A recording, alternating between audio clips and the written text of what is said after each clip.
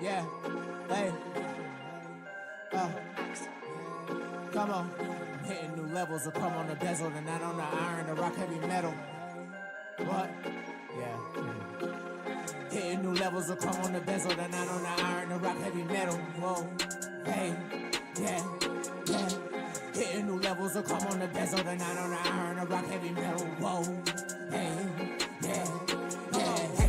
Hitting new levels will come on the bezel, the nine on the iron, the rock heavy metal, the fire and the power. I grind by the hour. We working on building the whole them in power. The signs and the stars, mine is on Mars. Nigga like Tesla, lightning bars. Ain't down pro, man, I'ma go hard. Need a big house, big watch, big car. Need a big house, big watch, big car. Need a big bang, man, need to go yard. Living high fashion in the last days. I don't give a damn, man, let him eat cake. I don't give a damn what a hater gon' say. Hard to see an asshole got a fool getting paid. Getting revenue every time, make a wave. Red up like the water, cause we making these waves. Red up like the water with a gang like slaughter. Millie on my mind live, I be round high. Laughing to the bank while I'm stacking all these dollars. Getting real high while I'm blowing on this lullaby. Putting numbers on the board like it was a aha. Praying to the pancake like it was a aha. Got the studio doing numbers like a trap house. In the backwoods, bending corners with a strap out. Hitting new levels will come on the bezel, the nine on the iron, the rock heavy metal, the fire and the power. I grind by the hour. We working on building a whole damn empire. The signs and the stars, mine is on Mars. Nigga like Tesla, lightning bars. Ain't down pro, man, I'ma go hard. Need a big house, big watch, big car.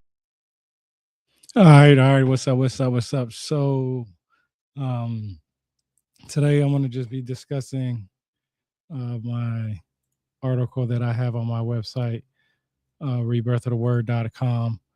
And it's right here. And, I wrote this July 23rd of 2020. That's actually when I first started my website, was in July 2020 and July 23rd. That's actually uh, July 23rd has a very important date. It's very important to me, so that's why I put that there. I'll discuss that. Some people already caught on to what it is, but I'll talk about that later. So this is about the Sumerians, and what I've learned about the Sumerians is a lot of different stuff. I know a lot of people would say, they're knowledgeable on the subject and that they can read cuneiform and so on and so forth.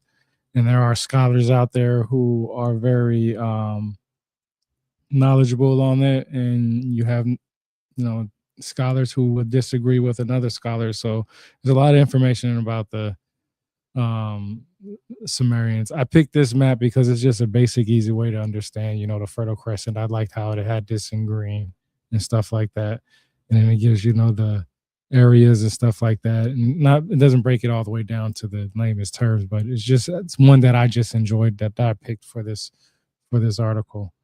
And like I said, I already, shared that stuff in there.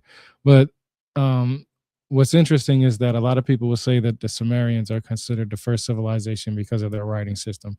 Well, if you went to my last live show, I actually had the Egyptian Book of the Dead, and in there it talked about how they had a writing system in Egypt around 3200 BC, the same time frame for the Sumerians. So if the Sumerians are considered the first civilization because of their writing system, when you find writing systems that started at that same time frame, now you got two clashing civilizations, which is true. A lot of people clash over whether the Sumerians or the Egyptians were the first civilization. And me, I like to say that the Sumerians are, only because this article explains exactly why. Um, when it comes to Egyptian scholars and them talking about what's an advanced civilization or what's even just a simple civilization, they don't explain what they mean. I haven't been able to find anything like I found here. So in the beginning of my article, I've labeled it the beginning, and it says, according to Oxford University, a civilization is a stage of social development identified by the formation of organized communities and permanent settlements with an oral or written records and history, traditions, religious faiths, laws, shared values, customs, beliefs, and artistic achievements. Now, this is why whenever you hear me say what, or see me ask somebody, or hear me ask somebody what is the criterion for civilization, I'm asking because I just want their personal opinion. I chose Oxford reference. It gives it right here, and I'll read it in a second. But it's just interesting to me that at bare minimum, I'm able to get what a civilization is from, a respected place, right? And it says right here in this little box, I know you can't read it, but it says Oxford's reference, and it's the overview for civilization. It's a quick reference. The length is 114 words. It's in a dictionary of public health, and it says a stage of social development identified by formation of organized communities, permanent settlements with oral or written records in history, tradition, religious faiths, laws, shared values, customs, beliefs, and artistic achievements. Other features include specialized occupations, commerce, reliance on trade, and multiple societal sectors, including healthcare, educational, defense, and security services. The process of civilization alters naturally occurring ecosystems. Consequently, there are complex relationships between civilization and disease. Advanced civilizations reduce or control many communicable diseases, but often there is a rising prevalence of other public health problems, including nutritional imbalance associated with sedentary occupations and labor-saving technologies, traffic-related injury and premature death, and social, emotional, and some forms of mental disorders. So that's what I get from my understanding of what a civilization is, according to something that's respected out there, Oxford reference. And the only reason why I say I pick Oxford reference is because when it comes to the scholars that talk about the religion and their culture and stuff like that, you'll get the Anuna / Anunnaki. Well, you already heard me talk about that plenty of times, so there's no reason to get into that. But they the they say that the writing system for that was very, very advanced. So it's just, whatever you want to consider a civilization. That's why I always ask the first thing before you can even talk about it, an advanced civilization, what is a regular, just plain old civilization? And I've heard people say, that's archaeologists all the way to, history major people, that say that they don't use the word civilization anymore. Flint Dibble actually said that on Joe Rogan. So to me, that's just crazy, because you went onto a show to talk about advanced civilizations, but you're not even defining what a basic civilization is. So that kind of just struck me as odd. But people just say anything nowadays. So, and I once took a course called "The Bible in Light of the Ancient Near East" by Dr. Nili Samit from Bar Ilan University. The date for the beginning of ancient Mesopotamia was around 3200 BC. This date was given because of the first writing system, the pictographic script, which is why the Sumerians were considered the founders of the first civilization. But that's no different than hieroglyphs. And just like I said, when I was reading the Egyptian Book of the Dead, when I was going over that book, it most certainly definitely said in there that their writing was basically around 3200 BC also.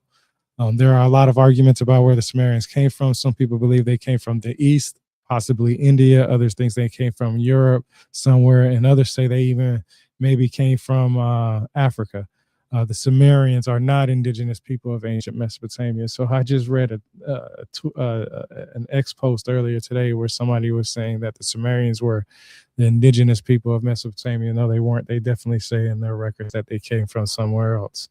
There were definitely people before the Sumerians in Sumer, because we know of the Ubadians. The Ubadians are actually the ones who inhabited the land before the Sumerians did. So we know that that's scientific, and that's archaeology, that's and history majors that talk about this.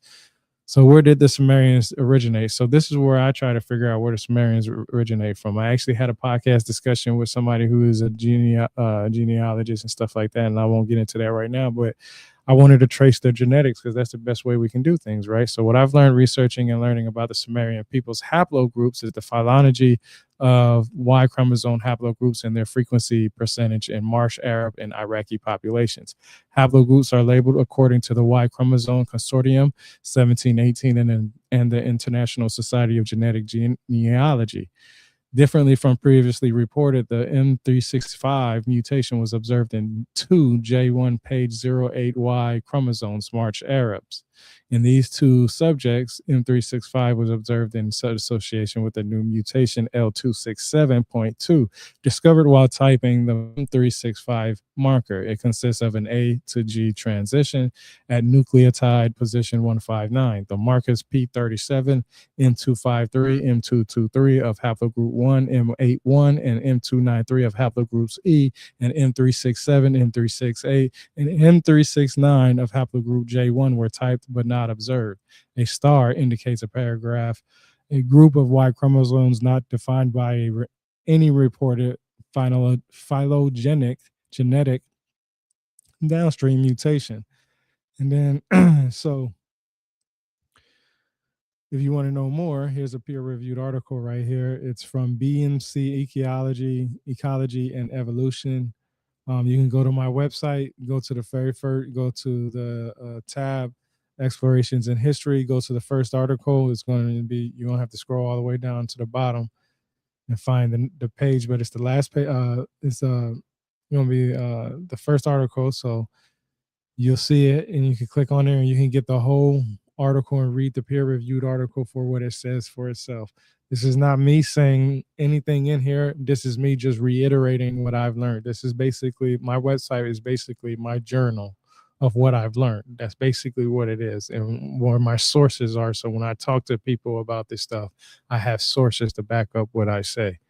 Ancient Mesopotamia, the mythology of gods creating humanity, reincarnation, the flood, and even the idea of vampires was first recorded in ancient Mesopotamia by the Sumerians. Yes, I did say vampires. Two things that I know about the vampires. One,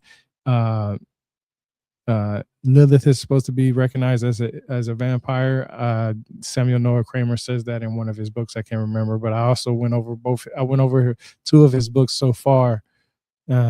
On my what I've learned from reading this book, but if you want me to get the exact book, I can definitely look it up for you.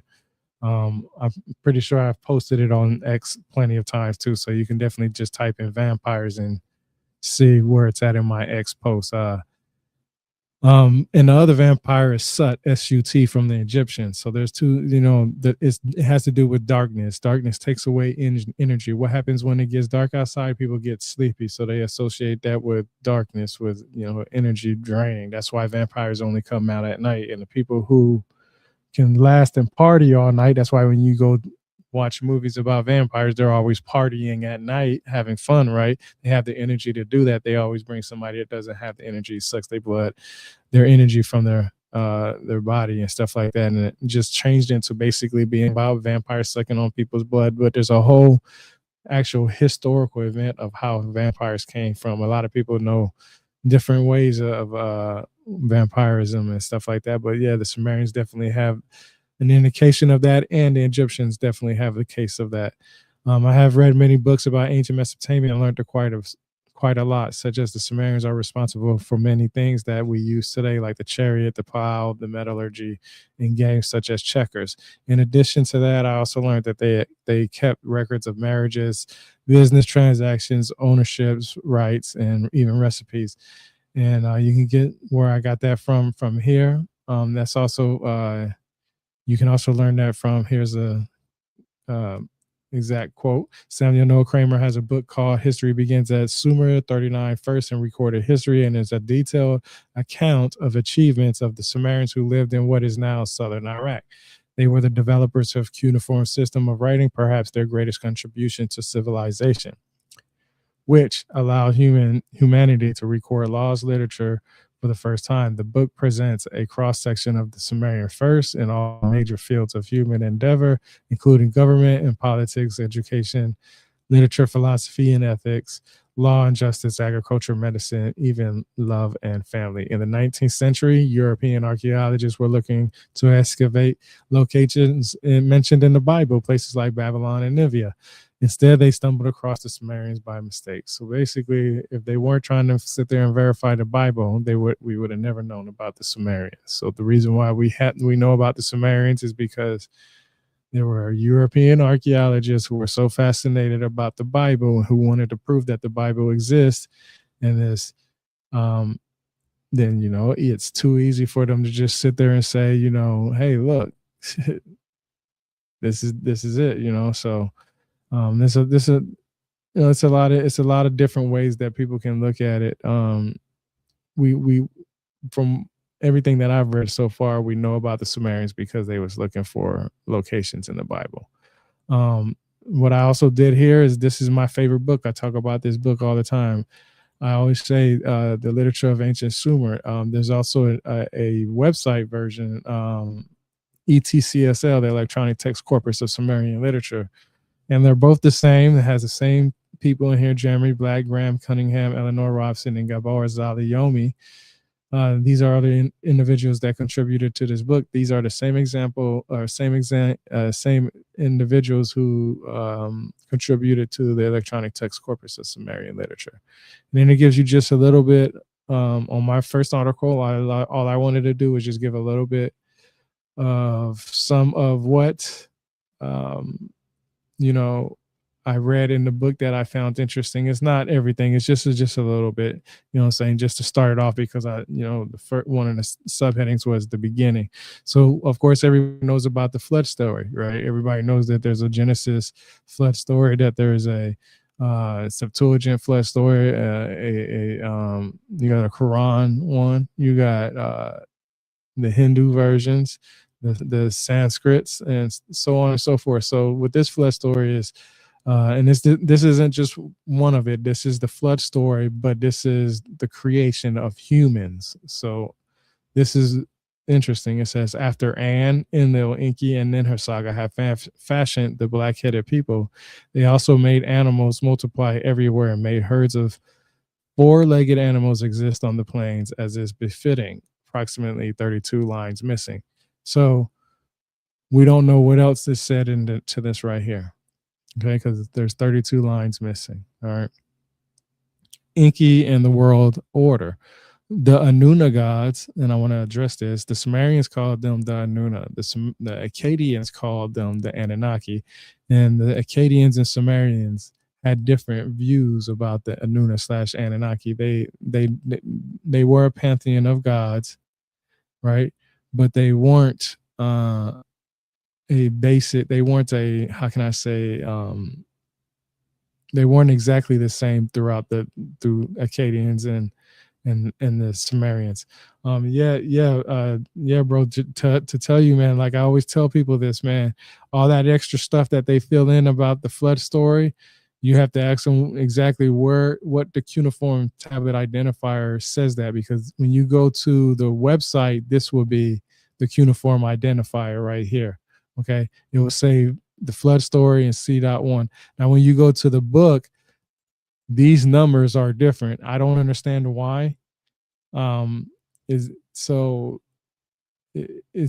just interesting to me that these two numbers right here are different because this is from the website. This is from ETCSL right here. And this website right here, this is where it's from. So if I click on that, and I'm gonna show you real quick. I'll bring up the thing so you can actually see. This is the home page right here for the electronic text corpus of Sumerian literature.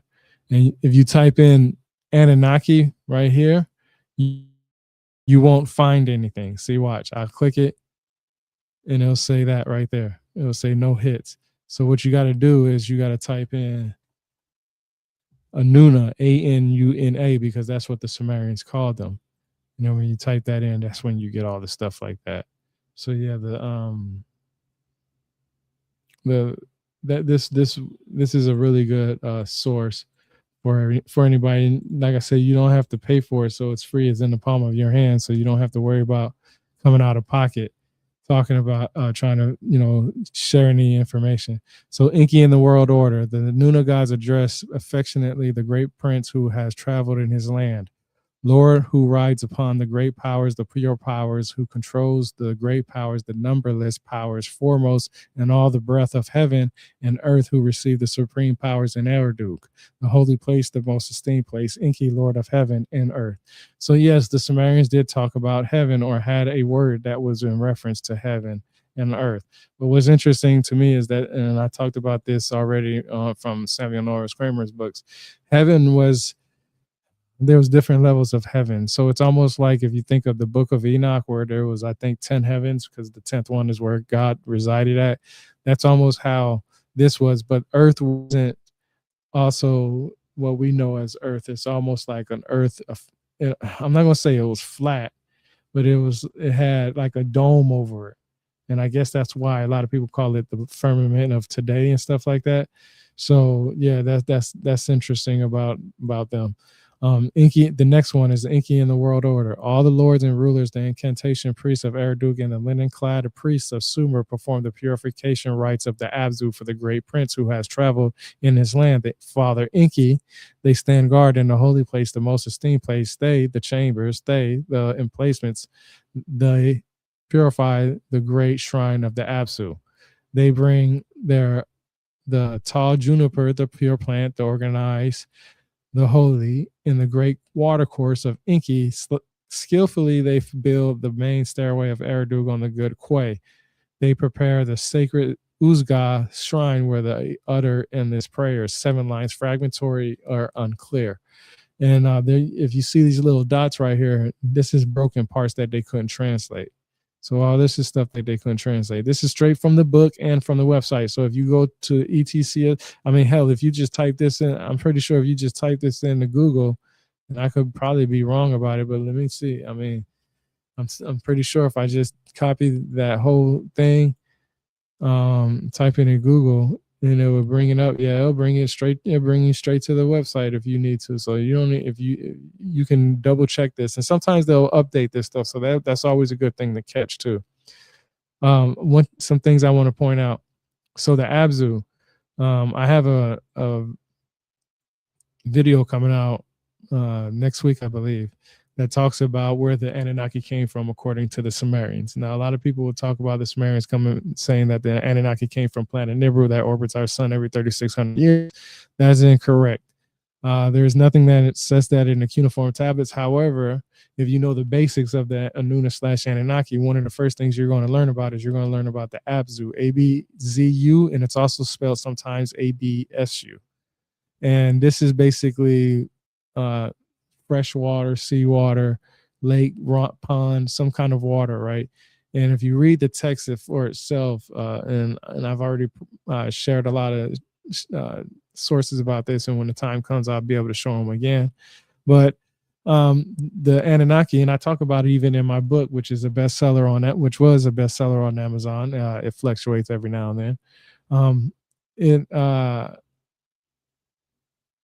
The Anuna/Anunnaki came from the depths of the sea. I already brought a good source into that, but one of the basic things you're going to learn about is that right there is the Abzu.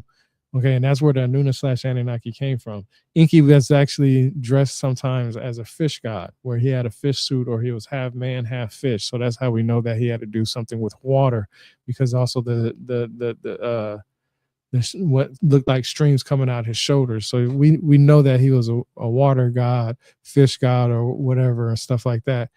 But this is just the facts. This is what it says. So until somebody can actually say, hey, they said, and I'll give you an example. A lot of people will say this. They'll say that, they talked about gods coming from heaven, right? Yeah, that's true too.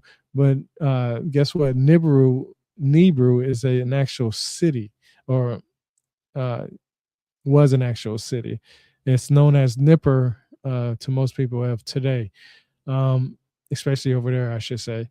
And it's always these cities that had these gods, they always sat on top of higher land than everybody else. That's why it was easier for the gods to live past the floods and stuff, because they were always on higher ground. Every civilization started by a piece of body of water. So obviously there's eventually going to be a flood story, right? But the next one that I go over is Inky in the world over, and it says, the Lord, the great ruler of the Abzu, issues instructions on our board, the stag of the Abzu. The great emblem erected in the Abzu, providing protection, its shade extending over the whole land and refreshing the people, the pillar and the pole planted in the marsh, rising over all the foreign lands. The noble captain of the lands, the son of Enlil, okay, holds in his hand the sacred punt pole, a mass tree ornamented in the Abzu, which received the supreme powers in Eridu, the holy place of the most esteemed place. The hero proudly lifts his head towards the Abzu. Six lines missing or unclear. So yeah, so it's there's always going to be missing information, and this comes from these individuals right here. Like I said, all that information was copy and pasted straight from there. That's a good website to visit. They haven't updated in years, but they do have a book version, which is the Literature of Ancient Sumer, which I showed, but it's the exact same. The only difference between the two is that you'll get more information on the website versus the book, because there's other links that you can go to on the website. It takes you to different links that they use and stuff like that, and it has a plethora of information everywhere for it. But the book only gives you but so much. So this is my YouTube channel. Go to my YouTube channel, Rebirth of the Word 7099, and subscribe. My X account is Rebirth of the W01 or WO1. I'm sorry, not zero, WO1. And I have a Rumble account, Rebirth of the Word. So this is all the information that I did July 23rd of 2020. This was 5 years ago. And I'm going to be going over each one of my articles. Like I said, if you go to the Explorations and History tab, which is right here, you see that I have a lot of articles on here. I visit different sites around the as much as I can. I talk about Akashic records, the museums. I've been to Rock Eagle Mound, Fort Morris, Horton House, Wormslow. Go to the old county jail. I even do sometimes when I go to local historical places. I still have another article that I need to do on it. I go visit, places, to eat at. And this was one of these Japanese restaurants that I went to go eat at when I went to go when I was in Savannah to go visit some places. So yeah, I do all kinds of things. So yeah, just I go to all, like I said, you're gonna have to go to, I guess it's page 6 and go all the way down. And you'll see that's the article right there, July 23rd, 2020. 89 comments on there. The next one is going to be me discovering the Oxford University interpretations of the Anunnaki. So if I go live from now on, there's 2 times that I'm going to go live. I'm going to go live around 12:30, and then about 7 o'clock. So this, some of the comments that I had on here, very interesting. Your knowledge on ancient civilization is vast. I recommend you find me, eat the fruit. This is what I pieces together. People tell me different things. So, people tell me what to read, read the Greek creation and stuff like that. So yeah, it's definitely my stuff. So like I said, I appreciate everybody coming in and listening to me. I'm going to be going over this again on the next article will be the Oxford's interpretations. And the next book that I'm going to be going over for what I've learned from reading this book will be the Ancient Egyptian Pyramid Text. I got the tabs right here. So this is the next book that I'm going to be doing for that series. If you go to my YouTube channel, Rebirth of the Word 7099, you'll see a playlist on there that has send me an invite, and Bill, and I'll definitely come join and let me know. I would love to. Yeah, definitely would. But come to my if you wanted to see me talk about different books, I have about 60 or 70 different books that I just go over. I take the tabs and I read exactly what I've tabbed up and give basic information on it. So yeah, check it out. Y'all take it easy. I'm glad that you guys listened. If there's any questions, hit me up in the comments. I'll answer as much as I can. Until next time, guys, I always say this: knowledge is power.